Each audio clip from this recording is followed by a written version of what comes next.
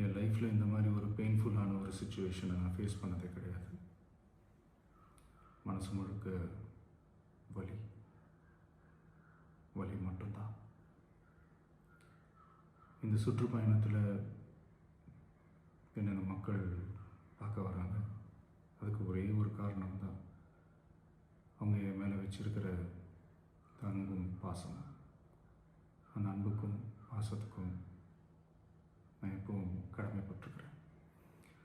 அதனால தான் இந்த சுற்றுப்பயணத்தில் மற்ற எல்லா விஷயங்களையும் தாண்டி மக்களுடைய சேஃப்டி, அதில் எந்த காம்ப்ரமைஸும் பண்ணிடக்கூடாதுன்றதுக்காக தான் அது என் மனசில் ரொம்ப ஆழமாக இருக்கும் அந்த எண்ணம்.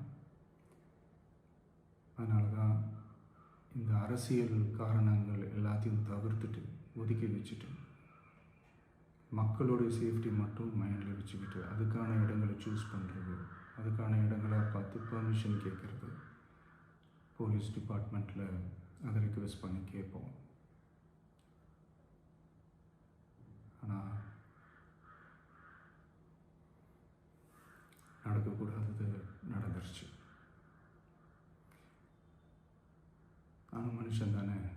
அந்த நேரத்தில் அத்தனை பேர் பாதிக்கப்பட்டு இருக்கும்போது எப்படி அந்த ஊரை விட்டுட்டு என்னால் கிளம்பி வர முடியும்?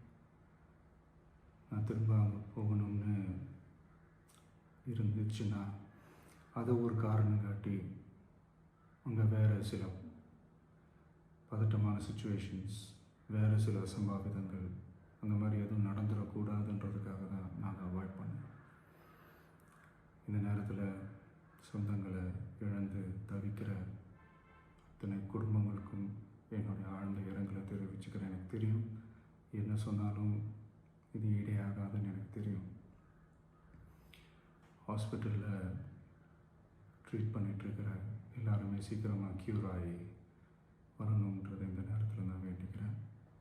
கூடிய சீக்கிரமே உங்கள் எல்லாரையும் நான் சந்திக்கிறேன். இந்த நேரத்தில் எங்களுடைய வலிகளை, எங்களுடைய நிலைமையை புரிஞ்சுக்கிட்டு எங்களுக்காக பேசின அரசியல் கட்சிகளை சார்ந்த நண்பர்கள், தலைவர்கள் அனைவருக்கும் என்னுடைய நன்றியை தெரிவிச்சுக்கிறேன். கிட்டத்தட்ட ஒரு 5 மாவட்டத்துக்கு பிரச்சாரத்துக்கு போனோம். இந்த மாதிரி எதுவுமே நடக்கல. ஆனால் கரூரில் மட்டும் ஏன் எப்படி நடக்குது? எப்படி நடக்குது?